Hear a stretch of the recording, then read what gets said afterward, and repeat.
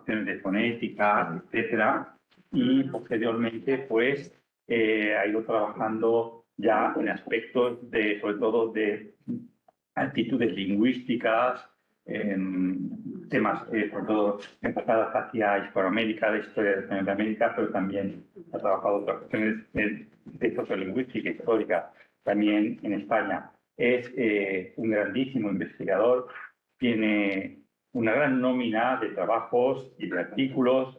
Creo que también dirigiste la revista de la Ilustración, perdón, de Ilustración y el Romanticismo. Sí. ¿Sigues en ella todavía? No dirigí. Yo coordiné un monográfico exacto. en el que tú exacto, sí, ahí intervine yo. Sobre actitudes lingüísticas. Exacto, entonces tuvo la inmensa paciencia de leerme y hasta me aceptó el trabajo.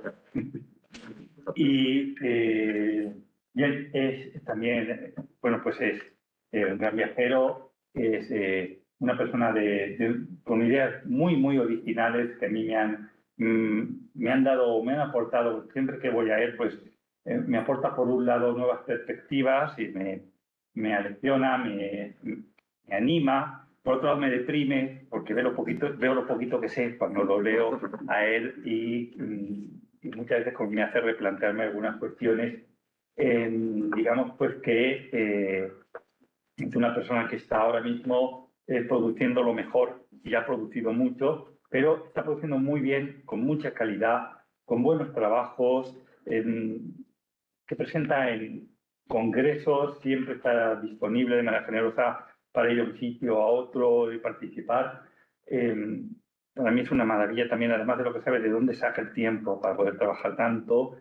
Y bueno, es un honor y una alegría poder tenerlo aquí en Neuchâtel. Espero que con el tiempo no nos ha salido muy bien, pero espero que el lago y eso le guste mucho para que pueda venir más veces a estar con nosotros. Yo ya guardo silencio, dejaré ahora ya su voz, que es más autorizada que la mía, y disfrutaremos y aprenderemos mucho de su conferencia. Gracias. Bueno. Un segundo. Sí. Ya sí. Perdón. Bueno, buenos días y muchas gracias por esta fantástica presentación que no me merezco. Quiero agradecer naturalmente a la Universidad de Neuchâtel, a Juan Pedro Sánchez Méndez y a sus colaboradoras y colaboradores, a Nerea, Elena y Antonio, por la acogida que he tenido, de verdad, fantástico. Y bueno, tenéis un ejemplario, ya sé que no se usa hoy en día estas cosas de ejemplarios, se utiliza el PowerPoint, pero yo hace tiempo incluso me apunté a una liga suiza contra el PowerPoint. Hay una liga en Suiza que es contra el PowerPoint y yo me apunté. No porque yo le viera, yo reconozco las bondades que tiene, pero no me gusta en exceso. Prefiero el contacto cara a cara y me gusta más digamos, la página, ¿no? Yo siempre digo que no le veo ni el power ni el point. O sea que... bien, pues... dicho lo cual, de lo que yo en realidad voy a hablar aquí es de algunos resultados y algunas posibilidades que tiene una serie de proyectos que he ido desarrollando a lo largo de estos años. Como os ha dicho Juan Pedro, yo me dedicaba antes fundamentalmente a morfología sincrónica y a fonética sincrónica, pero bueno, las cuestiones de los proyectos en España pues me hicieron cambiar un poco la orientación y me metí de lleno en un proyecto de sociolingüística histórica y me lo aprobó el Ministerio. Esto fue por el año 2016. En el año 2016 se me aprobó un proyecto que se llamaba Corpus Diacrónico para el estudio de las actitudes lingüísticas en América y España en los siglos XVIII y XIX, y con él comencé a valorar la posibilidad de registrar todo lo que se decía sobre el español, los hablantes, los gramáticos, en cartas privadas, etcétera, etcétera, para estudiar no solamente las actitudes explícitas que se tenían ante la lengua en los siglos XVIII y XIX, en España y en América, sino también las implícitas. Poco después me di cuenta, tras reunir más de 5.000 textos, que fueron realmente, fue un trabajo bastante grande porque me tuvo que desplazar bastante tiempo a Hispanoamérica, concretamente a Chile, a Costa Rica, a México, a Perú, a diferentes lugares, donde procedía a los vaciados fundamentalmente de textos administrativos, epistolares y también de prensa, fundamentalmente de prensa. Ya sabemos todos que una buena parte de la prensa está digitalizada, pero la diferencia que existe, por ejemplo, con Costa Rica o con México, que está muy bien digitalizada, es que, a diferencia de la Biblioteca Nacional, no tiene motores de búsqueda. Lo que obligaba, naturalmente, a leer los textos como... Es decir, yo, si alguien se pone a leer la prensa por la mañana con un café, pues yo me ponía a leer la prensa pues desde el 1722 hasta ahora, y donde había algo, una referencia a la lengua, pues lo señalaba y ya luego lo iba distribuyendo por categorías, que fue la segunda parte que correspondía al segundo proyecto que está ahora mismo en ejecución, sobre política, ideología y actitudes lingüísticas también en España y en América. Los inconvenientes eran muchos, sobre todo cuando se trabaja... Yo recuerdo cuando fui a Chile a una estancia de 4 meses, que luego se repitió en 4 meses en Santiago, pues me cogían tenía muchísimos obstáculos, como las huelgas continuas de los funcionarios. Al final, de esos 4 meses solamente pude aprovechar 15 en la Biblioteca Nacional, porque cuando llegaba me decían que estaba cerrada, incluso en las bibliotecas de Toribio Medina, en fin, era un desastre, ¿no? Un desastre, quiero decir, para la investigación. En Perú me cogió el autogolpe de Castillo, que en la Biblioteca Nacional, que me echó, me echaron de la Biblioteca Nacional. En fin, quiero decir que, aparte de los inconvenientes que tiene la lectura normal, pues los inconvenientes del acceso al material. Voy a hacer una lectura así parcial, iré explicando cómo, porque si no me disperso mucho y no quiero tampoco... Quiero contar lo que quiero contar. De hecho, normalmente cuando doy alguna exposición, siempre suelo traer muchos textos y esta vez he venido con solo, creo que 18 textos, son amplios, no creo que lo pueda leer en conjunto, pero estos 18 textos los he elegido para que toquemos los temas que yo quiero tocar sobre lo que quiero hacer sobre la política, ideología y actitudes lingüísticas. Insistiremos en la importancia de los textos periodísticos, sobre todo por los rasgos comunicativos de inmediatez presentes en este género discursivo, pero no podemos obviar tampoco el contraste con otras fuentes, como los escritos gramaticales o el género epistolar, pues es en este cotejo donde, a través de actitudes implícitas o explícitas, ya veremos cómo funciona, se manifiestan diferencias y similitudes o se construyen patrones para el estudio de la evolución o el cambio lingüístico. Pretendo, por tanto, con esta exposición presentar los principales problemas metodológicos y de acceso al objeto de estudio que parten de la consideración de actitudes explícitas e implícitas en torno al castellano en un espacio geográfico concreto, como es el de los territorios que comprendía el Virreinato de Nueva España, y desde un tipo textual caracterizado por su inmediatez comunicativa. Vencer estos obstáculos de acceso presuponen también la contextualización de los hechos sociopolíticos que influyeron en lo lingüístico en esta franja cronológica concreta. El segundo esquema que tenéis, bueno, lo tenéis en el guión, el segundo epígrafe, es un poco de incidencia en problemas de índole metodológica, ¿no? Entre los acertos que se le atribuyen a Aristóteles se encuentra esa casi verdad de perogrullo de que el ser humano se distingue de los animales porque habla. Y más reconocible en sus escritos está ese otro de que, una vez alcanzado el tan ansiado nivel de raciocinio, gracias a esa facultad de comunicación, aquel que se atreve a transmitir mediante la lengua un pensamiento o una idea se convierte casi sin quererlo en un zoon politicón, esto es, en un ente político. Estas dos características indisociables de nuestra naturaleza, que ponen en relación el qué y el cómo de un mensaje, se articulan constantemente en cada actividad o acto verbal, en sentido bühleriano, y se graban en la memoria colectiva gracias al producto de lo emitido, una suerte de ergon humboldtiano, también con reminiscencias aristotélicas. Cuando el investigador de la lengua quiere acceder al meollo de cómo funciona realmente ese mecanismo que nos convierte en seres racionales, tiene que abstraerse de todo lo que ha posibilitado que se ejerciera un acto de hablar concreto. Esto es, el yo, el tú y la situación comunicativa. Las leyes que ponen en marcha el mecanismo lingüístico deben rescatarse en estado puro para así acceder al tan ansiado sistema estructuralista o lo que llamaba Chomsky la estructura profunda. Sin embargo, las lenguas no solo transmiten, sino que se transmiten y lo hacen históricamente, esto es, de generación en generación, de lugares a lugares, de colectivos sociales a colectivos sociales y así en un largo etcétera. Siendo esto así, resulta difícil entender las causas de la mudanza lingüística si no pudiéramos poner en conexión lo que ahora hablamos con ese producto o ergon engrosado con el tiempo a lo largo de la historia. Aquí reside el objetivo principal de esta exposición, esto es, descubrir los motivos por los que la lengua actual que hablamos es resultado de un producto diferente en cuanto a la variación experimentada y al mismo tiempo igual respecto de su funcionamiento interno. Para que este objetivo pueda llegar a buen puerto, habremos de poner en conexión una determinada manifestación lingüística con los agentes que la hicieron posible desde la perspectiva del acto de hablar.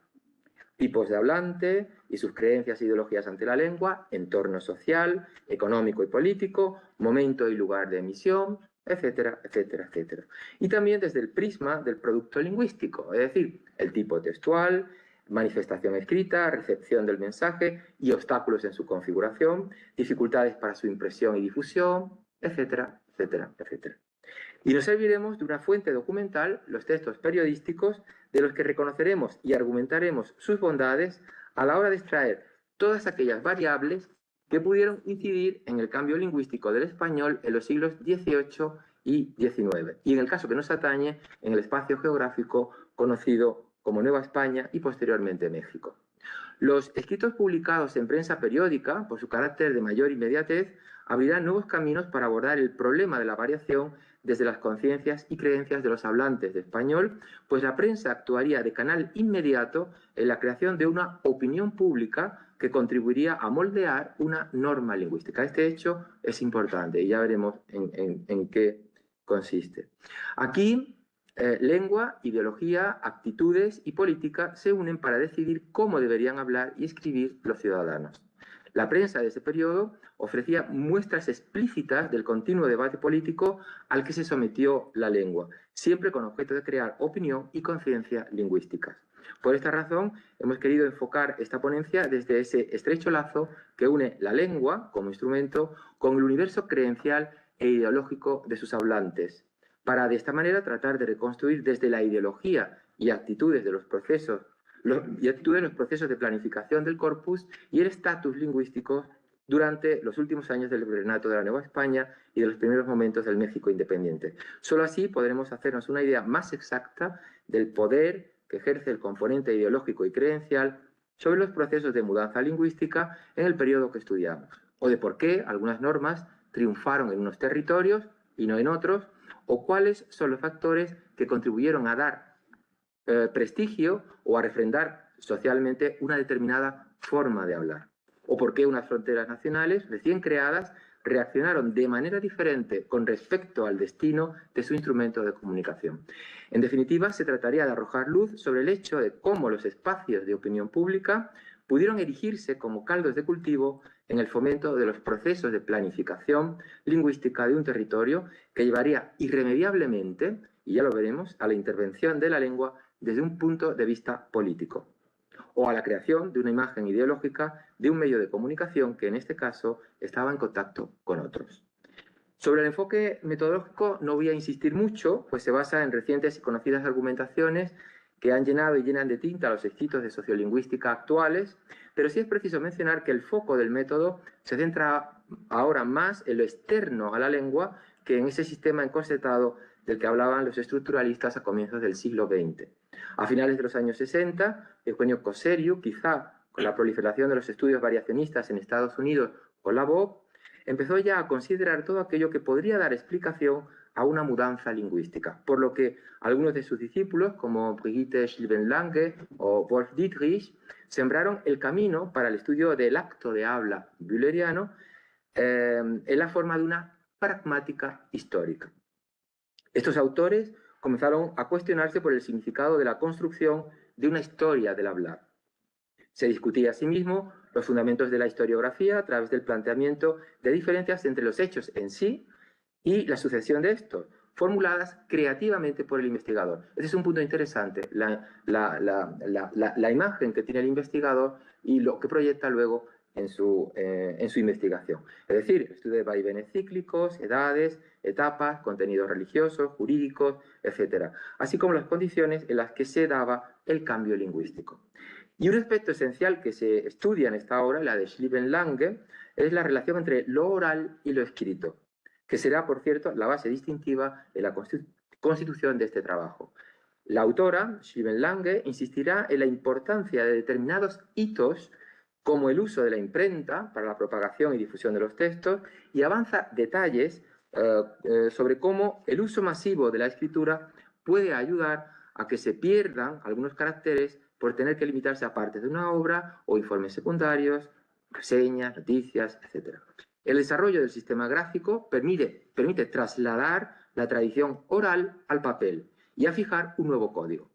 En este libro de Schlieben-Lange comienzan a construirse las variables que delimitarán el concepto de tradiciones discursivas: conciencia y valoración idiomática, comunidad lingüística, nación, tradiciones de textos, es decir, parlamentos, universidades literarios, etcétera, etcétera, etcétera. Si existe o no posibilidad de estudiar la historia del hablar es un dilema que la autora no aclara, pero lo que sí parece del perogrullo es que las tradiciones idiomáticas particulares tienen una historia. Y en este contexto queremos insertar el análisis de los múltiples textos, ya digo, más de 5.000, de los que hemos seleccionado una reducida muestra para esta ponencia y que, de acuerdo a los resultados obtenidos, podemos clasificar en dos subsecciones: actitudes explícitas, que aparecen fundamentalmente, ya lo veremos, en la prensa desde la creación de la primer serial periódico en la Nueva España, la Gaceta de México, en 1722, hasta 1821, cuando se produce la independencia. Y también en varias líneas temáticas: relación con la grafía y la pronunciación, relación con hechos morfológicos, relación con hechos léxicos, relación con contenidos epistoriográficos, muy importante, etcétera, y todo ello situándolo en el contexto sociolingüístico y político que le corresponde de las franjas cronológicas geográficas. Bien, hasta aquí la parte metodológica, no vamos a insistir mucho más. Ahora vamos a los textos, porque lo que me interesa ahora es poder hacer una recopilación de cómo he querido, digamos, configurar categorías en función de todo el material que he ido seleccionando, he ido transcribiendo a lo largo de estos años.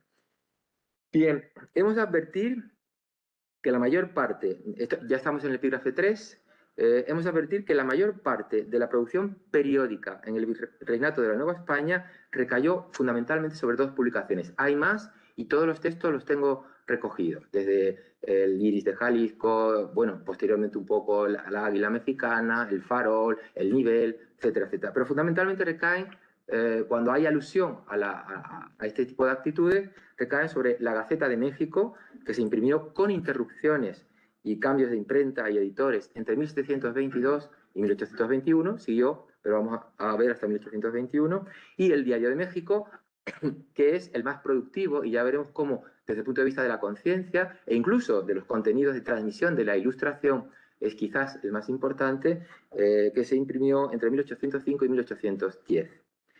En el análisis ideológico y político habremos de considerar no solo el tipo textual, caracterizado por la inmediatez comunicativa, sino también el entorno sociopolítico que influyó en la censura de la publicación, una censura muchas veces vedada, y donde establecemos una oposición entre aquella publicación más cercana al régimen virreinal, que era la Gaceta de México, que en los últimos años fue editado por López Cancelada y de hecho tuvo un debate ideológico muy fuerte con el editor del opositor Diario de México, que no era tan afín, entre comillas, aunque ahora veremos que sí, al virreinato, editado por Jacobo de Villaurrutia y también por Bustamante, ¿no? Aunque el ideólogo del Diario de México fue, sin duda alguna, Jacobo de Villaurrutia, un personaje, bueno, ya se mencionó aquí, ¿no? Un personaje realmente fundamental para la transmisión de las ideas ilustradas a través de la prensa. Bien, vamos con las actitudes explícitas. Aquí situamos aquellos textos que reflejan una actitud creencia o ideología ante la lengua en un contexto sociocultural y político concreto y que dividimos según las variables anteriores. Bien, estamos en el epígrafe 3.1.1, referencias al universo gráfico fonético. Son quizá las más numerosas y atienden a indicaciones sobre cómo debe pronunciar la gente de a pie en la Nueva España y de cómo el sistema educativo, muy importante, debería atender a una norma basada en el español peninsular para evitar la pronunciación viciada, entre comillas, de los criollos. Aunque veremos que luego esto es una falacia, ya veremos por qué. Aquí es necesario introducir el concepto de sordera fonológica. Bueno, la sordera fonológica es un concepto que llevo introduciendo o quiero introducir en el ámbito de la fonética desde hace mucho tiempo. Sordera fonológica la menciona el príncipe de la fonología, Trubetskoy, allá por el 1937, cuando escribe los principios de fonología, los Considera Phonologie, y habla de una cosa que él llamaba criba fonológica, que luego lo toma en los años 50 un tal Guberina, un psicólogo que enseñaba a sordos, y este tal Guberina cogió el concepto de criba fonológica, le llamó sordera fonológica, y en esencia de lo que se trata es que cuando nosotros hablamos o aprendemos una lengua, vamos conformando poco a poco nuestro esquema, nuestro sistema de sonidos, de tal manera que, claro, lo mantenemos por oposición unos con otros, pero no somos capaces de reconocer aquellos que emitimos y que son funcionales en otras lenguas. Me explico. Yo siempre pongo el ejemplo de, bueno, se pueden poner múltiples ejemplos, pero cuando uno ha enseñado también español para extranjeros, se da cuenta de cómo funciona el concepto. Como sabéis, en español no existe una oposición entre la fricada che y la fricativa she. Tampoco existe, por ejemplo, en francés, porque en francés solamente existe she, ¿no? Es decir, que no podemos encontrar tampoco en francés una oposición entre esos dos sonidos. Sí existe en inglés, ¿no? Entre chair, share, es decir, que si no hacemos la oposición, pues nos podemos ver con confluencias de sonido, pero en español no existe. De tal manera que podemos pronunciar la sh, y de hecho se pronuncia en buena parte de España, en Andalucía, la sh, la fricativa, o también en Iberoamérica, ¿no? Se escucha en Chile, se escucha en México, se escucha la she, porque no vamos a confrontar nunca otra palabra que la distingamos de che. Bueno, pues el efecto sorprendente es que cuando, por ejemplo, estáis enseñando francés a un andaluz que dice muchacho, es decir, que está emitiendo la sh de Francia, en un momento determinado, pues cuando le pones la palabra chanson, de repente el andaluz que dice muchacho dice chanson. Digo, no, vamos a ver. Pronuncia chanson como tú dices muchacho y te dice chanson. Digo, pero vamos a ver, claro, no está oyendo. Lo que él está, y esto es importante para los que vamos a ver ahora, lo que él está atendiendo es a la norma. Y a la norma, porque lo que está viendo es una CH, que en español remite a una africada. Esto es importante para entender los textos que vienen ahora, por eso lo he incluido. O, por ejemplo, cuando, bueno, en el ámbito de la Andalucía oriental, ¿no? Pues se escuchan vocales abiertas, que no existen en español como tal, solamente la emite en un rango dialectal concreto, pero ni ellos son conscientes que la emiten. De tal manera que cuando en Jaén se escucha esto que es lo que es, ¿no? Que están emitiendo vocales abiertas, esto que es lo que es, pues es absolutamente igual que la del inglés cat o la del italiano e. En italiano se distingue entre che y che, igual que un granadino te puede decir e. Bueno, pues cuando le dices a un granadino, emite la che del italiano, como tú dices, esto que es lo que es, y te dicen che. No lo oyen, es decir, curiosamente ellos lo sueltan, pero no son capaces de oírlo. Este es el concepto de sordera fonológica. Y ahora veremos por qué tiene importancia. Bueno, desde esta perspectiva, y ahora vamos a entrar en los textos,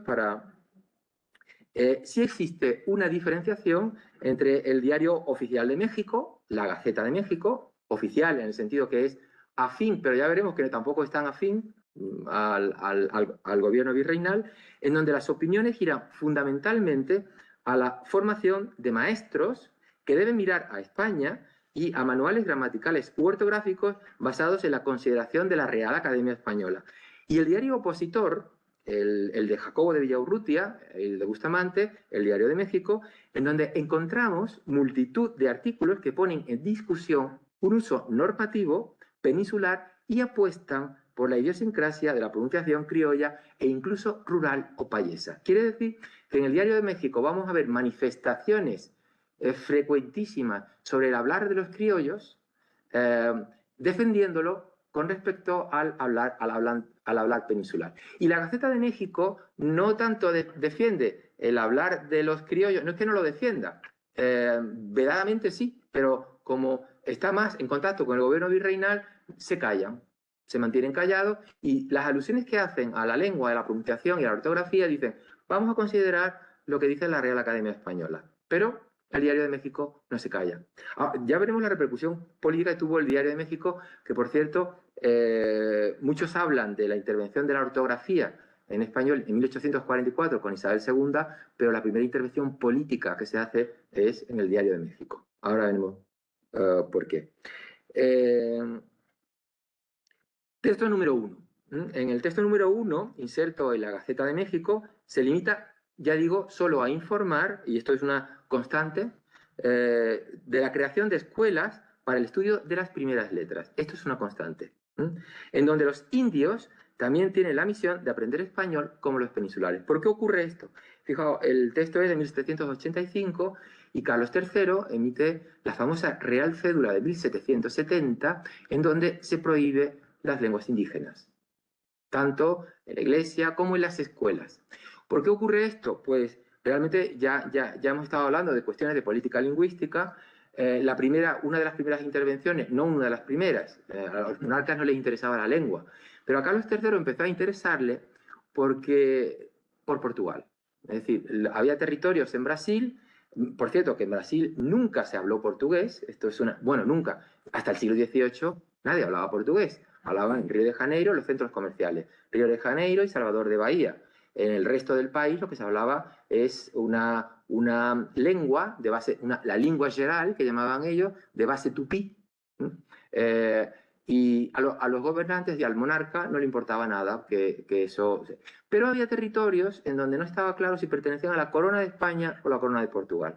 Y el marqués de Pombal empezó a discutir sobre el hecho de que para distinguir entre territorios habría que hablar de zonas donde se hablaba portugués o donde se hablaba español.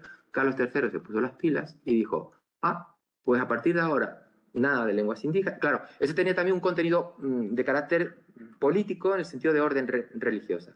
¿Por qué? Porque por un lado controlaba el aspecto de demarcación geográfica, y por otro luchaba contra órdenes religiosas, sobre todo los jesuitas. Fijaos que pocos años antes, se había producido la expulsión de los jesuitas. ¿Y por qué ocurre esto? Pues porque ya hemos estado hablando, las órdenes religiosas tenían un pequeño control entre ellos, un pequeño chiringuito montado con las lenguas indígenas. ¿Por qué? Pues porque ellos mismos habían montado la norma de que para regentar en los distintos virreinatos una parroquia, el párroco debía dominar al menos una o dos lenguas indígenas, por lo que impedía que los sacerdotes que venían recién llegados de la península pudieran regentar una parroquia. De esa manera ellos controlaban. Y por otra parte, los criollos, que favorecían el uso del castellano porque no les interesaba que los indios hablaran castellano. Es decir, que la norma de Carlos III, la Real Cédula, que iba por otros motivos, choca tanto por las órdenes religiosas que querían mantener las lenguas indígenas y por los criollos que también las querían mantener. Es decir, no querían que los indios hablaran castellano para que no pudieran acceder a la administración, a los ayuntamientos, a las diputaciones, etcétera, etcétera. ¿Qué ocurre? Que después de la orden empiezan a ralentizarse de manera considerable todos los hechos políticos que había redactado Carlos III con esta Real Orden a través del virrey Bucareli, y que había sido instigado por el arzobispo Lorenzana, que por cierto había sido arzobispo que había sido recomendado o que había recomendado a Jacobo de Villaurrutia. Jacobo de Villaurrutia estuvo en Toledo con Lorenzana. Es curioso este detalle, tenerlo presente, porque luego cuando se acusa a Jacobo de Villaurrutia de traidor, lo curioso es que Jacobo de Villaurrutia realmente era un monárquico. Lo que pasa es que defendía lo suyo, defendía la variación frente a los criollos que curiosamente estaban en contra de Jacobo de Villaurrutia porque veían que era un rebelde y realmente los rebeldes eran ellos que no utilizaban esas órdenes, ¿no? O sea, que ralentizaban esas órdenes porque les convenía tanto a la Iglesia como al poder administrativo. Bueno, el texto número 1. A ver si me da tiempo de leer al menos un texto. El apoderado de aquel señor ilustrísimo, repito, 1785, avisa los vivos esfuerzos del celo de este prelado para llenar los deberes de su ministerio. Bueno, tengo que indicar que hago una transcripción exacta, es decir, ni corrijo acentos, ni corrijo puntuación, para luego proceder a análisis implícitos. Sé que es más engorroso, pero a un filólogo no. Y las piadosas intenciones de su majestad, que Dios guarde, pues en el corto tiempo que se cultiva aquel escabroso terreno, ha establecido 7 escuelas de las primeras letras y 2 de gramática, con unos progresos tan rápidos que el padre Joaquín Valde... Bueno, aquí lo que se está reflejando realmente en 1785 es como la opinión pública en forma de Gaceta de México dice, estamos haciendo escuelas, ¿no? No les interesa, pero para que la opinión pública quede que ellos están educando a los indios. Realmente no era así, ¿no? O igualmente el texto 2, en donde damos muestra de la constante presente en esta publicación de corte, entre comillas, gubernamental, de enseñar español a la población indígena derivada de la imposición de Carlos III. Y nuevamente en el texto 2 se puede ir viendo cómo estos detalles. Por ejemplo, cojo el párrafo 2, ni unos ni otros sabían, se refiere a los indios, sabían palabras en castellano, pero tomaron la cartilla con empeño, que se vieron, desde luego, unos progresos asombrosos. Eso era mentira. Estaban engañando, claramente. Progresos asombrosos. Dentro del mismo año del 88 ofreció una muchacha a la comunión, una indita llamada María Rosa Trinidad, que tenía 5 años cuando tomó la cartilla. Y a los 2 años ya leía latín perfectamente y cantaba en el coro, ¿no? Y ya vuelve a relatar todo lo que se estaba haciendo en el gobierno virreinal, que no era así, para que los indios aprendieran español. Desde un punto de vista político, el trasladar las escuelas de primeras letras a ayuntamientos y diputaciones, que también fue ordenado por Carlos III, suponía desmontar también el sindicato de maestros. Esto también era importante, y desligarlo de las órdenes religiosas. De ahí la expulsión de los jesuitas, una de las consecuencias, o una de las causas en este caso. Originaba, ya digo, problemas económicos, y a los que la prensa aludía continuamente. Por ejemplo, en la Gaceta de México decía, no es la redundancia del dinero la que solo constituye el poder ejecutivo de las grandes obras, el pulso y la atingencia de su manejo es quien las incrementa y las hace duraderas. Bueno, salto un poco y más abajo dice, de la suma total se hallan escribiendo 57 en diversas reglas conforme al método de Palomares. Como veis, va anunciando ya los métodos que se van metiendo en las escuelas de primeras letras. Y entre ellos hay varios que, formando una letra gallarda y bien instruidos de la ortografía y doctrina cristiana, prometen las esperanzas que se propuso el vecindario de sus principios. En realidad lo que está haciendo publicidad de que llega a la opinión pública que se está haciendo algo, pero en realidad mucho en la educación no se está, ahora veremos por qué no se estaba haciendo. Bueno, esta era digamos, la tónica discursiva de las distintas manifestaciones de la Gaceta de México, en donde se ponía hincapié en la creación de escuelas cuyas enseñanzas debían regirse siguiendo los principios ortográficos y ortológicos de la Real Academia. Una precisión.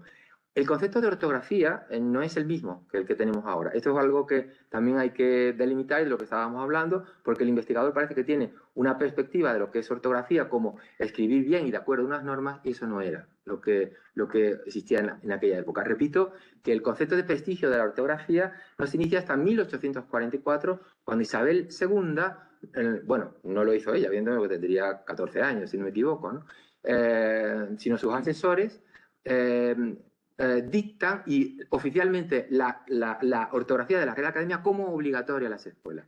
Realmente tenía un componente de carácter económico, porque la Real Academia Española luchaba con todas las cartillas de maestros de escuela que no se enriquecían, pero por lo menos se ganaban la vida en ello. Para cortar eso, oficializan la ortografía de la Real Academia y de esa manera se quitan pues, todos los problemas de edición de las cartillas de maestros, etcétera, etcétera. Luego, el concepto de ortografía era distinto, ¿eh? Y de hecho, cuando se habla de heterógrafos en aquella época hay que andar con mucho cuidado, porque en realidad los heterógrafos no iban en contra de la Real Academia, iban a favor de una simplificación de la ortografía, que era una cosa distinta. No se podía determinar que había heterografía si no había una norma ortográfica, realmente, ¿no?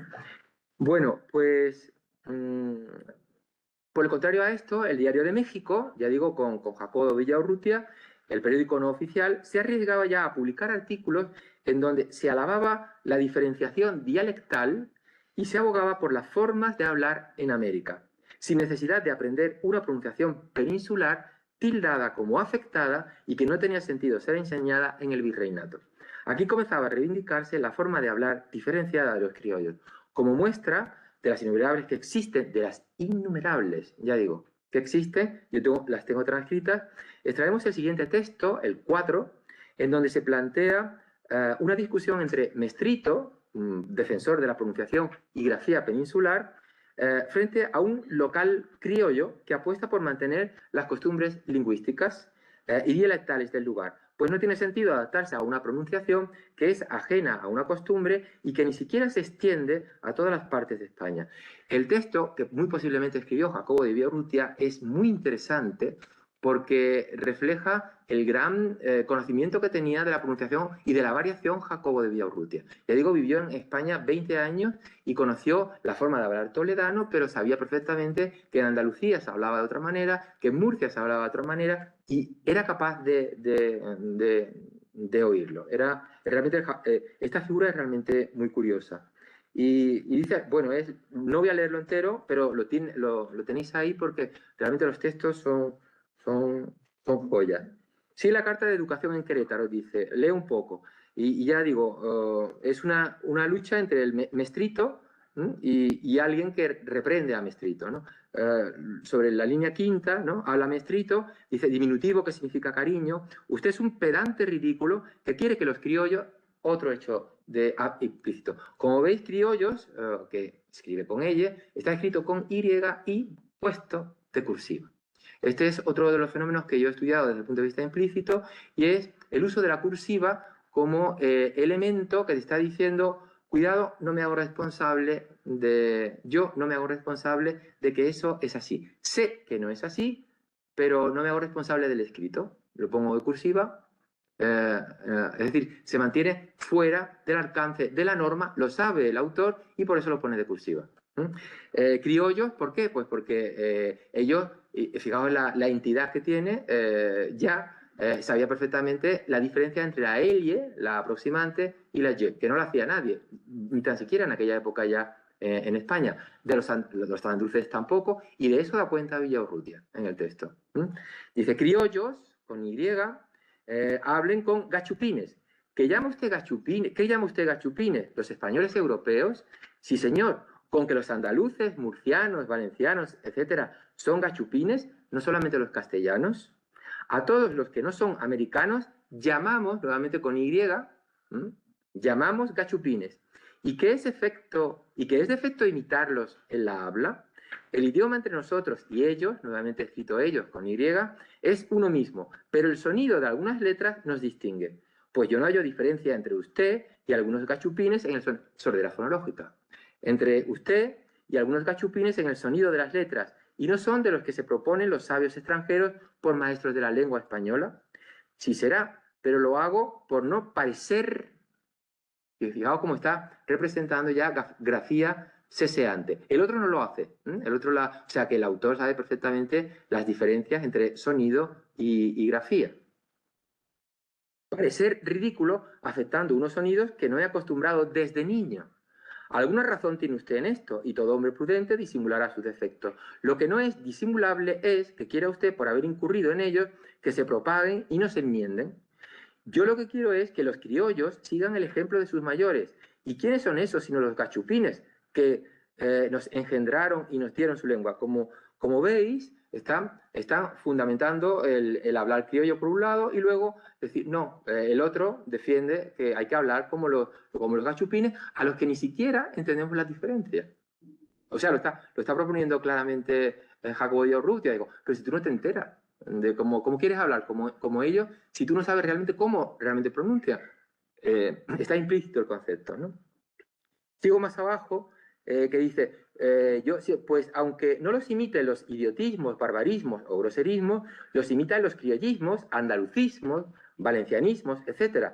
Pues suena usted la Z y la S de un mismo modo. La L y la I vocal y la consonante las confunde. Y así para usted lo mismo es silla que silla, casa que caza, olla que olla, y oía no se distingue en su boca de usted. ¿Y qué tiene? ¿Veis? Sigue, o dice, yo también preguntaré a usted, ¿qué tienen de defectuosas las voces que usan los idiotas? Catecismo, principio, abuelito, fuimos, en lugar de catecismo, principio, abuelito y fuimos, y otras muchas, ¿no? Eso ya lo he dicho a usted, que son vocablos groseros y rústicos, ¿no? Pero, ¿en qué está la grosería y rusticidad? En fin, como veis, está continuamente defendiendo el hablar criollo. Lo voy a pasar porque hay otros textos y otras cosas que quería decir, y lo vamos a dejar aquí, pero en lo que, digamos, consiste en esta primera parte, lo que es la diferencia entre grafía y pronunciación, hay una gran cantidad de textos en el que uno de ellos, Jacobo de Villaurrutia, se da cuenta perfectamente del grado de afectación de los criollos cuando tratan de imitar a los gachupines, al español peninsular. Pero Jacobo de Villaurrutia dice, pero vas a imitarlo y si los andaluces no hablan igual que lo que usted quiere hablar, los valencianos tampoco, los murcianos tampoco, ¿no? Él está dando argumentos de cómo la situación del español peninsular es totalmente distinta, porque la conoce, a lo que está aconteciendo en este ámbito, ¿no? El escuelero de Tierra Adentro, que es el que escribe, ¿no? Un colaborador constante del Diario de México, plantea que la mala pronunciación se debe a la ortografía y a la inversa, pero arremete contra los maestros que enseñan a partir de un español peninsular, pues esto nunca lo haría la Gaceta de México, ¿eh? Pues el criollo tiene su propia idiosincrasia idiomática. Efectivamente, el estudiante no adquiere la buena pronunciación por una mala enseñanza de la ortografía, pero esta debe atender fundamentalmente a lo oral, llegando a defender lo dialectal. Plantear una ortografía con los principios quintilianos del escribo como pronuncio, pero atendiendo a hechos variacionales. Por ejemplo, el texto número 5. Aquí se ve cómo este escuelero reproduce continuos eseos y grafías que responden a una pronunciación dialectal para de paso defenderlas en la educación.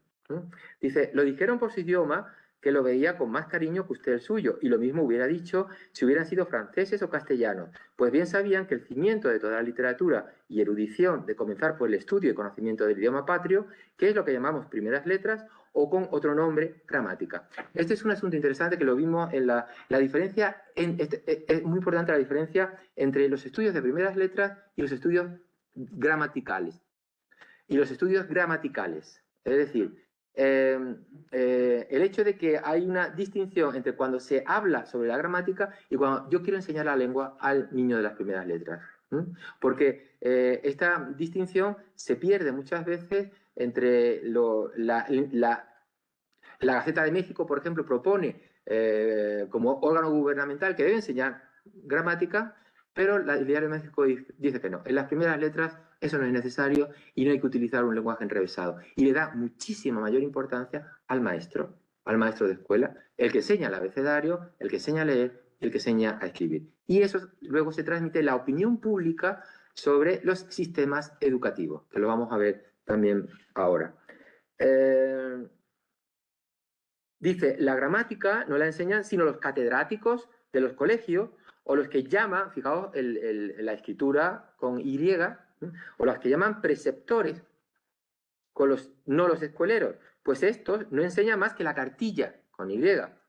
Si pueden llamarse así, la que corre, el cantón sensorino y algunas otras cosas de rutina. Hay una crítica a las distintas cartillas, sobre todo porque, como también veremos, si nos da tiempo, tenían contenidos claramente religiosos, ¿no? Se utilizaba el catecismo de Fleury, sobre todo, o se utilizaba la Biblia para enseñar el abecedario, ¿no? ¿Y qué diría usted si yo hablase con tanta generalidad y con tan poco miramiento de todos los preceptores o maestros de latinidad, de todos los catedráticos y demás hombres destinados a hacer nuestra enseñanza? Diría usted, y con razón, que yo era un necio, pues no hacía distinción entre sabios y charlatanes. Y no piense usted que este desprecio con que usted mira a los maestros de primeras letras, lo siento por mí, sino por otros que yo conozco, que se han hecho acreedores a la estimación y al premio y no merecen esta ingratitud. Y vuelve el otro a defender la Real Academia y dice, no solamente yo los trato con desprecio, la Real Academia Española en el prólogo a su ortografía dice que los maestros de escuela, por su ignorancia, se entiende, persuadidos a que el fin de su oficio en esta parte es solo la buena formación de las letras, esto es lo que procura y esto es lo que enseña.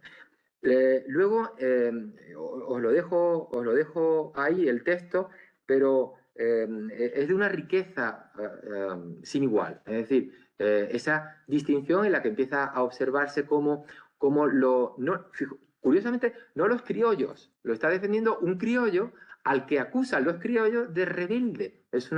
Y lo hace por la lengua. Cuando los criollos rebeldes son realmente los criollos que están dentro. O sea, la rebeldía está dentro. No tanto por parte de Villaurrutia. Hago el detalle, bueno, con la ortografía, y esto me interesa porque os lo iba a anunciar. La primera intervención política que se produce sobre la ortografía ocurre en el Diario de México. Porque en el Diario de México, como vamos a ver luego, vamos a ver algún texto, Jacobo de Villaurrutia escribe con una grafía muy parecida a la que propone Bello. Se ve claramente cuando él escribe y cuando no escribe otro, en los primeros años, con la famosa Q en forma de la C, le quita la U a la Q, suprime la H, regulariza en B. Así escribe Jacobo de Villaurrutia y de repente en la Gaceta de México, que era el rival, con cancelada, ve un elemento de rebeldía. ¿Y qué es lo que hace la Gaceta de México? Como era el rival, denuncia a Jacobo de Villaurrutia al virrey Iturrigaray para que ese señor vuelva a escribir con la grafía de la Real Academia.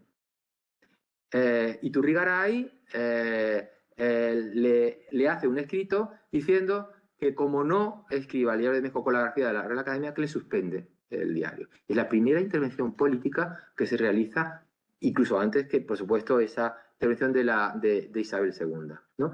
Es muy curioso porque Jacobo de Villaurrutia sigue manifestando esta grafía continuamente, e incluso después de la independencia, en 1822, en la Águila Mexicana, vuelve a escribir con la grafía que él proponía, porque ya se suponía que lo iban a dejar tranquilo. Y en una nota a pie de página dice, el editor dice, el escritor pide expresamente que se escriba con la grafía con la que nos mandó el texto. Pero luego surgen, curiosamente, en la independencia, críticas contra esa forma de escribir y toda esa bicefalia con la que ha tenido siempre América, ¿no? Que de repente tienden a la grafía que pone la Real Academia, ¿no? Es decir, que el pobre de Jacobo de Villaurrutia fue considerado rebelde en todas, en los distintos entornos culturales, ¿no? Y políticos. Bueno, se insiste en que el secreto está siempre en una buena ortografía, por lo que hay réplicas de los más puristas en donde se critica el criterio quintiliano y se aboga por una pronunciación peninsular que debe enseñarse desde una buena comprensión de la representación gráfica. Repito, no debe entenderse ortografía como lo entendemos ahora. Como el texto, por ejemplo, 6. Señor diarista, lo que acerca de la pronunciación ha insertado usted en su diario del sábado 9 de noviembre último es mi concepto una apreciable reconvención que nos hace el criollo mexicano para que hablemos con propiedad nuestro lenguaje. En efecto, ha sido este un pensamiento que siempre me ha ocurrido y con ocasión del diario tuve deseo de promover en él la práctica de tan útil e interesante ocurrencia, mas como soy naturalmente tímido, no quise aventurarme, aunque en ello nada perdía. Entre tanto, llega otro y evacua el mismo asunto, alégrome de ello y le doy gracias. Pero vamos a lo principal. Es verdad que muchos de mis paisanos, por miedo de la crítica e irrisión que se hace de los que pronuncian su idioma como deben, se abstienen de practicarlo. Pero en mi opinión, aunque esta es la causa en algunos sujetos de instrucción y cultura, es una causa de cultura. En los demás es la ignorancia general que reina en punto de ortografía. ¿Cómo pues sabrá pronunciar corazón con Z, el que lo escribe con S, ni hallazgo con L, si lo escriben con Y? Sí, señor diarista, usan tan indiferentemente de estas letras que es ilegible lo que escriben semejantes sujetos. Alguno me dirá que solo las mujeres y hombres de inferior clase ignoran la ortografía, pero no es así, pues aun algunos, letrados y doctores, padecen el mismo achaque. Repito que esos letrados y doctores tampoco manejaban la ortografía. Yo hice un estudio hace unos años comparando lo que aparecía en prensa de autores como Jovellanos, como González del Castillo, como Moratín, y vemos cómo en los manuscritos escriben como quieren. No hay ninguna observancia a la Real Academia. Es el impresor que, por razones naturalmente de confluencia, de necesidad de un estilo, de que los tipos móviles pues tengan, digamos, una norma, acude a ese libro de estilo que le facilita a la Real Academia para establecer la composición del diario. Es decir, que hay prácticamente una transmisión gráfica del que escribe, que como no había conciencia ortográfica, a lo que aparece naturalmente impreso luego.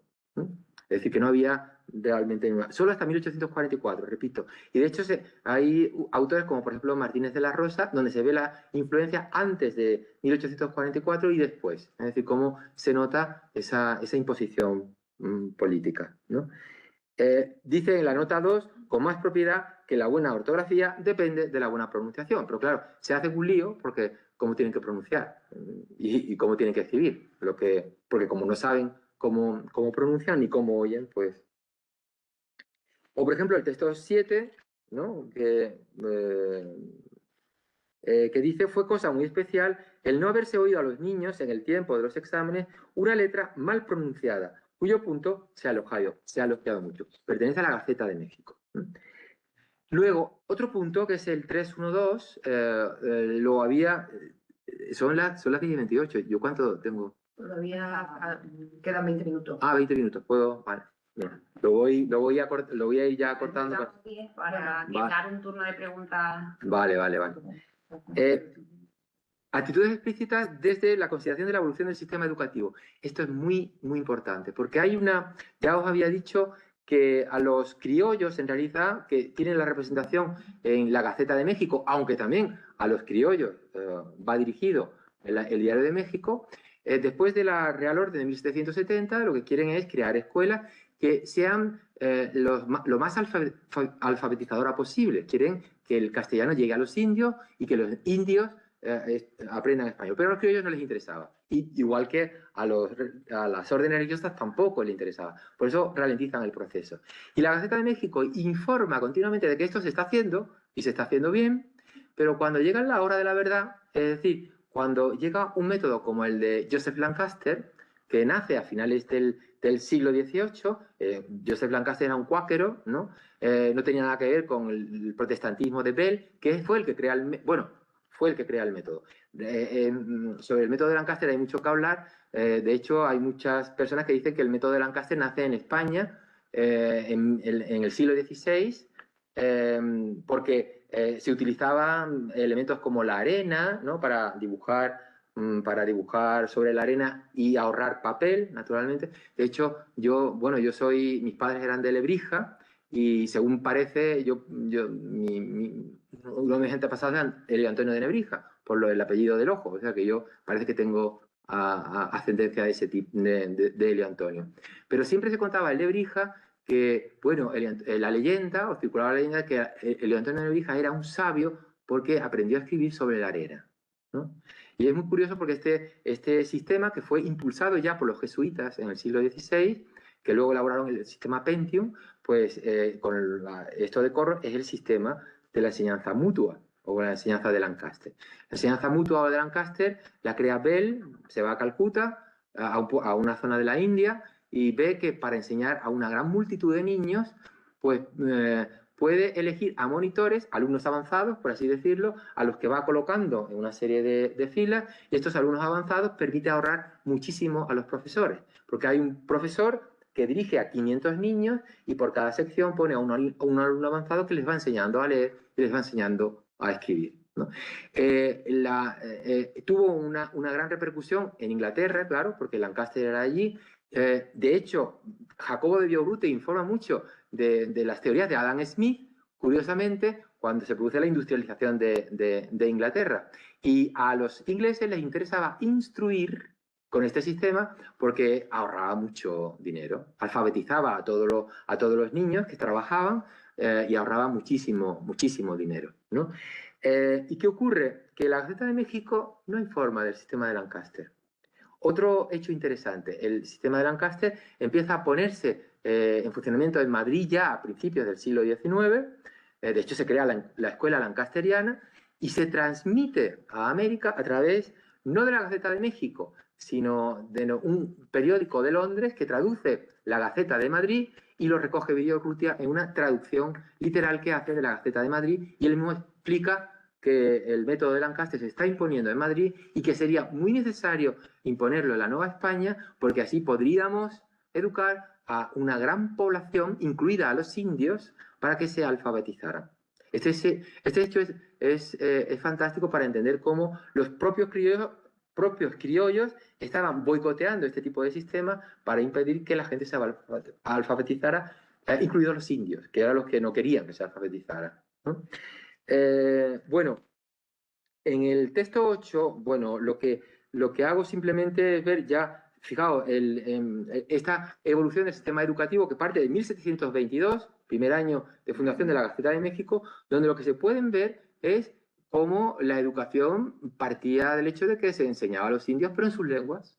Y se habían cátedras de gramática en las distintas lenguas indígenas, sobre todo de otomí, de náhuatl, de Mexica, como le llamaban ellos, etcétera, etcétera. En 1722, a pesar de que Felipe V, en los decretos de Nueva Planta, fijaos, había dicho que se imponía el castellano, pero en favor, o sea, en detrimento del latín, ni de las lenguas de España, como entienden los catalanes, ni de las lenguas indígenas. Es decir, que los decretos de Nueva Planta no iban en contra tanto de las lenguas indígenas, porque se va reflejando aquí, ¿no? Cómo aprenden cartillas y además hechas en lenguas indígenas, sino que afecta fundamentalmente a quitar el latín de ese lenguaje administrativo, ¿no? En el texto, por ejemplo, 9, que es de 1794, la Gaceta de México, nuevamente, el año 1788, en el mes de abril, fundó una escuela gratuita de primeras letras en la misión de San Pablo de Aconchi, de esta provincia, su ministro predicador apostólico. Bueno, esto es la Gaceta de México, repito, el diario gubernamental que le interesaba que esa Real Orden se viera que se estaba transmitiendo, ¿no? Y entonces hablaba de que se estaban creando escuelas, que se estaban... pero no informaba de nada más. El diario de México dice, hace falta dinero. Necesitamos donaciones. Un maestro vale tanto, te lo dice claramente. Y el sistema de Lancaster es un sistema fantástico para poder alfabetizar a la mayor parte de las personas, ¿no? Y el texto 10 es el que os digo, que reproduce el Diario de México de la Gaceta de Madrid, fijaos, 1807, de la Gaceta de Madrid, en donde traduce un artículo de instrucción pública de Londres en el que dice: Mr. Lancaster, sujeto muy estimado en esta capital, ha ideado y puesto en práctica un método nuevo para enseñar las primeras letras a los niños pobres. En menos de un año y con poquísimo gasto aprenden a leer, escribir y contar. Hay en la escuela varias tablas con una capa de arenilla encima, y aquí es donde comienza a trazar las letras con los dedos. Claro, estaban ahorrando papel, cuando ya pasaban a un nivel superior, empezaban a utilizar papel y le enseñaban los trazos. Primero los enseñaban a escribir, y luego, perdón, a leer y luego a escribir. No se valen de cartillas, y en su lugar hay unas muestras de papel con cifras numéricas, letras y vocablos, fijo y clavado, todo en tablas. El sistema perdura durante mucho tiempo. Bueno, ahí tenéis el texto, pero lo que quiero incidir es cómo incluso en el mismo sistema educativo hay una diferencia ideológica entre unos y otros, ¿no? Aunque es cierto que existe un desfase cronológico, la introducción del método lancasteriano favorecido por el Diario de México, pues en la Gaceta no aparece ninguna alusión en esas fechas. Este hecho nos indica las intenciones de ocultar un sistema menos elitista que alcanzara al mayor número de personas, incluida la población indígena. Bueno, otro aspecto, me quedan 5 minutos. A ver, actitudes explícitas, fuentes marginales. Aquí, de lo que se informa a lo largo de todo lo que se puede leer en los diferentes periódicos del Virreinato de la Nueva España, y sobre este aspecto, es el hecho de cómo se empiezan a reseñar cartillas y manuales y gramáticas, o sea, se dice explícitamente, en donde unos defienden unas y otros defienden otras. Y aquí se puede ver cómo se va ideológicamente utilizando la gramática y las cartillas para ver quién estaba enseñando bien el español y quién no. Claro, lo que se puede esperar es que la Gaceta de México diga que es necesario más un conocimiento gramatical de acuerdo a lo que dice la Real Academia en España, pero el Diario de México dice lo fundamental es lo que dicen los maestros de primeras letras, que son los que tienen la mano, o sea, en primera línea a alumnos a los que tienen que primero alfabetizar, ¿no? Esa es una lucha que se produce también en la... a ver si... Bueno, ahí tenéis una serie de textos de los innumerables, ya digo, que empieza a determinar reseña de una gramática tal, reseña del catecismo tal, y donde se puede ver ideológicamente qué es lo que quieren ir transmitiendo en las escuelas de primeras letras. Luego tenía otro apartado, el 314, del que nos hablarán luego, ¿no? Sobre actitudes explícitas ante el purismo lingüístico, y hay muchísimas. Lo curioso es que, y en este apartado quiero también dejarlo claro, que el purismo lingüístico afecta fundamentalmente al latín, es decir, a ese lenguaje enrevesado. Nuevamente se vuelve a insistir que el latín no. Afecta, en cierto modo, a los galicismos, pero no afecta a los indigenismos, porque empiezan a considerarlo como un elemento patrimonial e idiosincrático de los criollos. Y esto es importante reseñarlo porque el purismo no afecta a ese tipo de palabras, ¿no? Y, por ejemplo, en el texto 14 tenéis, referido o confundiéndolo con arcaísmo, ¿no? Arcaísmo es el uso de voces anticuadas. Es una de las causas de la oscuridad del lenguaje, según Quintiliano, que reprende a varios lugares en este defecto. Del mismo modo, piensan los críticos del mejor gusto, véase a un sabio aconsejaba a cierto literato, demasiado aficionado a los usos antiguos, que viviese desde luego según la pureza de las costumbres de la antigüedad, pero que hablase el idioma de los presentes, y con razón, como que era a estos, y no los pasados, a quienes debía dar parte de sus ideas. Los que quieren afectar locuciones antiguas incurren generalmente en la desgracia de sacar un estilo monstruoso que no corresponde a alguna.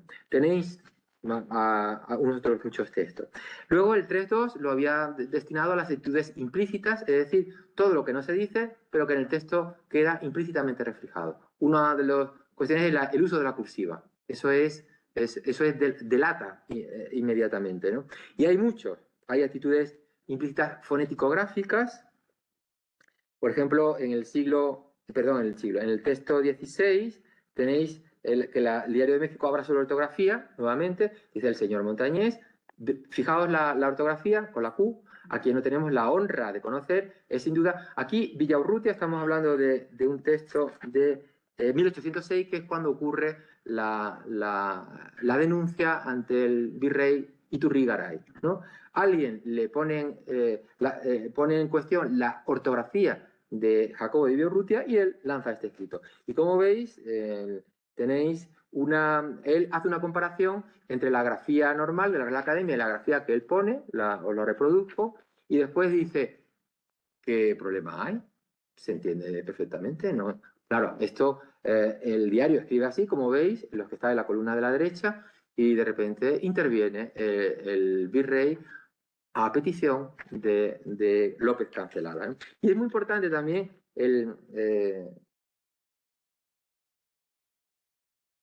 sí. Bueno, algunas cosas en negrilla que os las resalto a los sistemas educativos. Luego, implícitamente también tenéis el texto 18, donde reproducen hablas del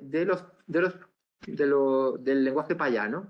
¿no? Esto es muy peculiar porque ahí se puede ver cómo pronunciaban o cómo entendían ellos que pronunciaban los indios o la gente rural y rústica, ¿no? Muchas veces el texto está así, es decir, no es que se ve mal porque la digitalización es mala, pero incluso cuando lo leéis hay que hacer una reinterpretación paleográfica, ¿no? Porque realmente el editor lo que ha hecho es copiar lo que le venía. Incluso, fijaos, muy señor mío, me alegraré, fijaos que estaba unido, me alegraré de que al recibo de estos cortos ringlones, ¿no? Me halle, todo junto y con Y, es decir, está reproduciendo el habla payana tal cual le viene del escrito, ¿no?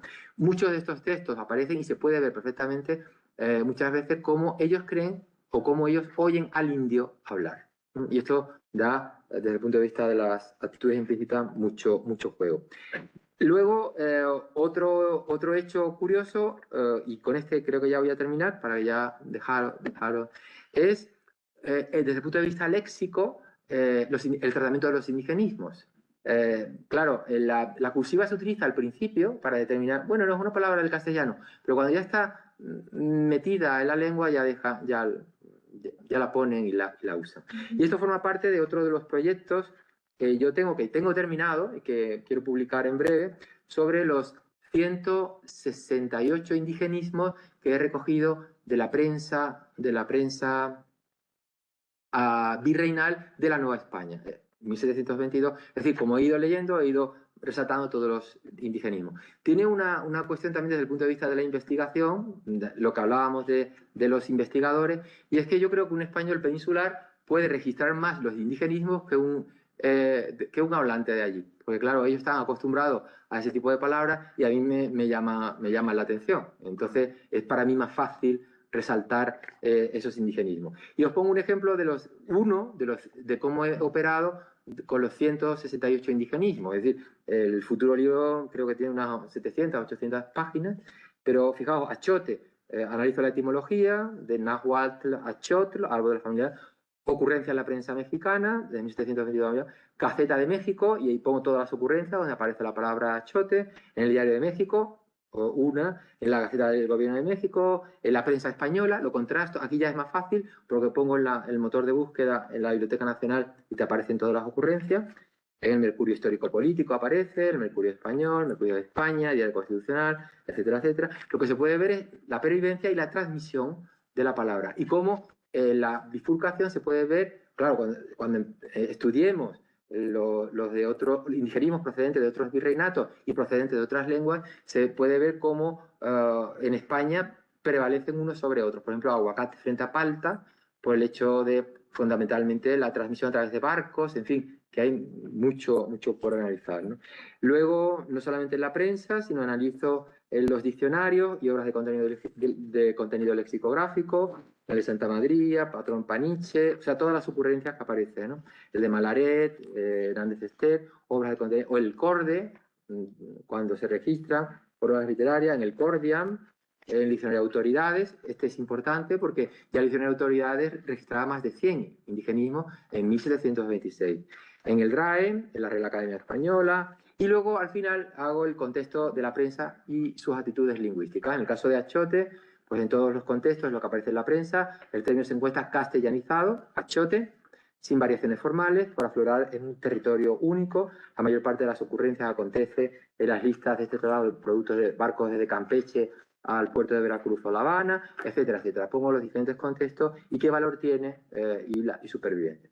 Bueno, acabo aquí, que daba algunas cuestiones de conclusiones, pero prácticamente os las he dicho todas, ¿no? Es decir, la importancia que tiene el análisis del concepto de soledad fonológica planteado en cómo se traslada esto a la prensa y ver cómo existen diferencias entre diferentes tipos de periódicos, la importancia del contenido político para la implicación lingüística, la revisión de las reseñas, de los manuales de gramática, de las cartillas, etcétera. Es decir, la evolución de ese sistema educativo, que por cierto tiene una repercusión desde el punto de vista lingüístico muy importante, sobre todo en las cartillas, porque, claro, cuando una cita, cuando está el abecedario, uno tiene que enseñar el abecedario de acuerdo con la pronunciación. Y entonces las cartillas, curiosamente, son distintas en función de lo que se pronuncia. A menos que esas cartillas vengan de España. Y entonces empieza la crítica y dice, es que eso nosotros no lo sabemos pronunciar, ¿no? Te lo dicen claramente.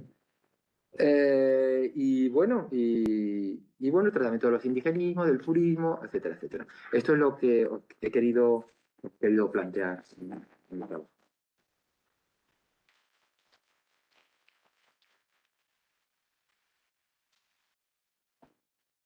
Podemos, sí, unos minutitos que le vamos a robar al café para... Bueno, va a ser muy interesante. Y bueno, unas cuantas cosas sobre el Villa Urrutia y el Diario de México, ¿no? Claro, Villa Urrutia es dominicano. Tiene una familia además criolla de Yucatán desde el siglo XIX, desde el mediados del XVII. Pero lo que pasa es que va protegido por Lenzana, es corregidor Alfredo. Ahí tiene un cuñado, Alejandro Ramírez, que fue secretario con él en la audiencia de Guatemala. Entonces, por tanto, es criollo, pero es que lo curioso además del Diario de México es que está todo hecho por gente criolla. De hecho, Carlos Bustamante, que tiene también un diario muy interesante, manuscrito, que ha sido digitalizado. Y hay un grupo que se llamaba la Arcadia de México, que colaboraba. Entonces yo tengo correspondencia de muchos de ellos y son artesanos. Uno de ellos utiliza una palabra indígena, trapantero. Y se carteaba con Simón Bergaño, que era amigo de todos ellos, pero era de Potes, era cántabro. Y entonces empiezan a discutir sobre el idioma. Pelayo Suárez, todos estos grupos, o sea que tenían toda una cuestión de interesante. Y otra cosa curiosa es que porque yo estuve Simón Bergaño, que dirigía la Gaceta de Guatemala, escribía mucho en el Diario de México, formó parte de esa Arcadia de México. Entonces, yo, desgraciadamente, ahora estamos en un proyecto de digitalización de la parte de la Gaceta de Guatemala de 1808 a 1812.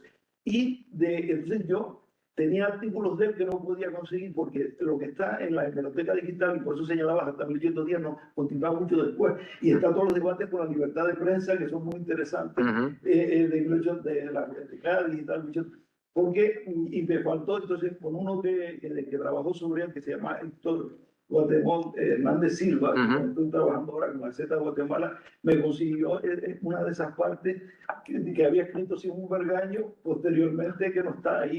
Bueno, pues sería 1812, y por eso sería interesante seguirlo. Lo que pasa es que está en otra colección que no está. Él la tenía digitalizada, pero no está puesta en la red. Yo tengo algunos números que me pasaron de la Gaceta de Guatemala. Que no está completa toda hasta 1807, sí. En la que pone Gaceta de Guatemala con Z, y está todo con el índice, puede hacer uno por uno, y ahora estamos haciendo, porque esta se cortó en 1807, el proyecto 3812, y ahora estoy haciendo los índices y el estudio crítico. Ese sería fantástico. Hasta 1816, del primer tomo, porque nos dividimos entre cuatro tomos posteriores. Por eso, y Simón Bergaño hablaba cosas de pronunciación de la cartera.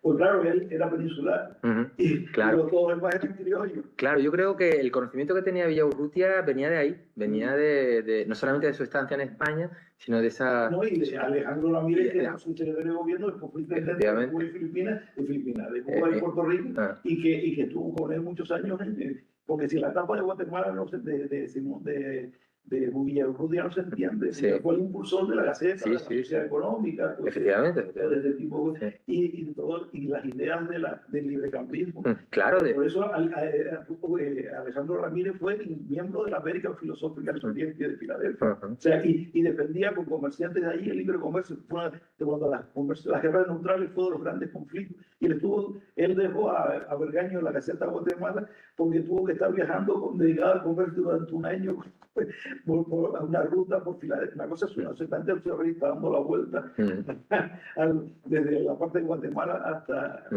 claro, de ahí esa defensa del librecambismo en la... Claramente. Y otra cosa curiosa es que Bustamante se hace después liberal, y Villa Urrutia toma partido por el druidismo. Y por eso escriben a Águila Mexicana, y es que hablábamos ayer que dirige Águila Mexicana y el dirige Alículo, la dirige el cubano Antonio José Valdés. Eso es. Ahí, Sí, sí. y en el diario Bustamante es increíble porque Bustamante fue matando al grupo ese, bueno, ahí está hasta la muerte de que fue un dato interesantísimo que no se sabía, la muerte de Antonio José Valdés allí en México, ¿no? Ajá. Entonces se ve claramente después ya los choques que vienen en la librería, en la masonería de York, que representaba Valdés, y la masonería de carácter de francés, de las grandes logias y tal, del Gran Oriente, perdón, que representaba Bustamante. Todos esos ambientes se ven ahí, y por eso no es casual que Villaurrutia escribiera en la Águila Mexicana. Claro, claro, sí. Es que fue en la Águila Mexicana donde él nuevamente expresamente vuelve a decir, voy a escribir así. Y el editor lo coloca. Claro, y el editor era cubano, porque era, Claro. y él era dominicano, o sea que hablaba exactamente igual. Claro. O sea, tenía todo desde el punto de vista, digamos, Sí, Primero, una cuestión muy concreta. Que, bueno, que me parece maravilloso que el virrey ordene a un periódico que cambie la ortografía, pero el documento en el que el virrey le da esa orden existe, ¿lo has visto? No existe. Tendrá que fundamentarlo, sobre todo cuando es un acto que no tiene ningún tipo de... Sí. ni siquiera la península. Lo tengo registrado en algunos historiadores, bueno, no sé si existe, es en un libro de un historiador que documenta ese detalle. Que sería muy interesante ver la argumentación y el fundamento de derecho. Claro. Porque no sea simplemente un acto de absolutismo virreinal, lo ordeno porque lo ordeno. Sí. Pero normalmente debería aducir algún tipo de argumento o de fundamento normativo. Claro. Me había una anécdota que se había olvidado sobre el Videgaray, es que ellos se felicitan en las cartas con Vergaño de que lucharon a Veracruz y participaron como milicianos, los propios gestos del diario de México, a llevarlo a Veracruz y a echarlo del virrey. Sí. De devolverlo del virrey en ese momento, que desde ahí toda esa ebullición política, estamos hablando ya en 1810. ¿no? Sería interesante, sí, lo que tú dices, buscar ese documento y la argumentación. Claro. Debe estar. Porque si hay un historiador, no me acuerdo, lo tengo en una de las referencias, lo tengo, lo determina es porque existe. Creo entender, vamos, no. Bueno, que puede sentir, pero porque lo ha mencionado Villaurrutia en una nota o lo ha dicho y tal. Ya. Pero vamos, que no es lo mismo que se diga por ahí. Que exista exactamente el documento, qué tipo de rango legislativo tiene o normativo, en los argumentos que da y, digamos, en función de qué. Sí, lo que está claro es que se produce en 1806, porque fue el momento en el que cambia ya la ortografía. El cambio se produce luego, evidentemente, hay una intervención. Sí, hay una intervención. Pero hay que ver qué tipo de intervención. Claro, también puede ser que lo llame al palacio y le diga de viva voz. Sí. Sería una cosa bonita de investigar porque realmente es una intervención real. Claro, que es la primera, porque no hay yo no recuerdo absolutamente ni el más mínimo cosa parecida durante todo el siglo XVIII en España. No. Con lo cual tiene una importancia importante para los temas. Habría que iniciar la investigación, sí. A ver cómo lo hacemos. Habría que encontrar el documento. Que no es poca cosa. Que no es poca cosa. Pero bueno, sí, de momento el autor de esta referencia, preguntarle si es una cosa consistente, y luego que remita al documento. Sí. ¿Alguna otra? Yo quisiera hacer una muy concreta, voy a servir además para el trabajo. Lo pongo entre comillas, esta revertida ortográfica fue generalizada en toda Hispanoamérica o usted solamente lo documentó en Nueva España? O dicho de otro modo, es que la RAE pesó muy poco hasta 1844. Pesó realmente poco. Donde pesó fue, ya digo, como manual de estilo en las imprentas. Y de hecho hay una cuestión que no es baladí, y es cuando, sobre todo la atildación, los fenómenos de atildación, ¿no? Se ve muy, muy claramente. ¿Por qué? Pues porque cuando tú te ves los acentos graves o circunflejos, o sobre todo los acentos graves en vez de los agudos, muchos aducen o tratan de ver qué frecuencia hay, y realmente lo que pasaba es que los tipos móviles fundamental en empresas que eran antiguas o no, eran muy caros, y eso, los bloques de plomo, como costaban dinero, pues a las impresas les costaba dinero reproducir los nuevos o tener nuevas imprentas. Entonces, a las imprentas les interesaba, por un lado, reducir los tipos móviles. De hecho, la simplificación de dígrafos de 1763 les vino estupendamente. Pero ¿qué ocurría? Que muchas veces algunas imprentas eran, por ejemplo, un ejemplo que yo he analizado, Costa Rica. Costa Rica se introduce la imprenta en 1830, el primer periódico se publica en 1833, y si veis el periódico, está con grafía incluso con C con cedilla. ¿Por qué? Porque había comprado una imprenta antigua en Estados Unidos y tenía lo que tenía. Claro, el reemplazo era enorme. Entonces, lo que había en ese momento era discusión sobre simplificación del sistema gráfico, no tanto heterógrafo, porque para que existieran heterógrafos debe existir una norma y una norma de cumplimiento. Entonces, de repente, cuando tú te ves que en una página impresa, ¿no?, ya sea cualquier diario, te ves muchos acentos graves, es porque para imprimir esa página no tenían bloques de acentos agudos. Entonces utilizaban eso. Las compraban casi siempre a fundidores europeos. Claro. Que tenían otra distribución de letras por su propia característica. Efectivamente. Si España se estaba rigiendo por las normas de la Academia por una cuestión económica y de estilo, fundamental, de tener una norma, pues cuando esas imprentas las encargaban de América, pues ¿qué es lo que tenía? Lo que tenía. No tenía más. Rebeldía sí fue, no rebeldía, lo de Chile, ¿no? La gramática de Bello en Chile duró hasta 1928, ¿no? Una más didactismo que rebeldía. Claro, efectivamente. Y una predicción historiográfica. Eso es. Que proponía una simplificación ortográfica. Eso es. Te pregunto yo ya por curiosidad, ¿y en América Española había fundición de letras? ¿Había fábrica de punzones y se fabricaba? ¿Se producía o se traía todo eso? Yo no tengo... Toribio Medina es el que analiza lo de la imprenta, pero creo que él no da... Él da todo que viene de España y de Europa. Para todo de fuera. De fuera. Que no es fundición, claro. Que no es fundición. Que había. Sí. Punzones y... Claro. Tiene una tradición importante. Aún así, la mayor parte o mucho se compraba fuera. Sí. Yo entiendo que la manufactura en general, hasta la independencia, venía toda la península. O sea, había normativas expresas de lo manufactural en América en general. Sí. Con lo que ya sabemos, lo que se va a poner gráficamente en América, de cierto modo. Si es verdad que se escapan ceseos, pero eso es normal. O sea, tú dispones el tipo móvil de la S, ¿no? Y además seguramente compraban de segunda mano, porque cerraba una imprenta. Claro. Se arruinaba porque ya, bueno, el nieto ya no quería trabajar en esto o lo que sea. Las letrerías y las máquinas y tal se vendían. Claro. Y aparecen en la prensa anuncios de venta y tal. Y se vende evidentemente con todas las mermas que haya tenido al cabo de años y años de trabajo. Sí. De hecho, la primera imprenta de Costa Rica, que se llama Del Águila, es porque la compran en Estados Unidos, que tenía el sello de un águila, y por eso la llaman así, ¿no?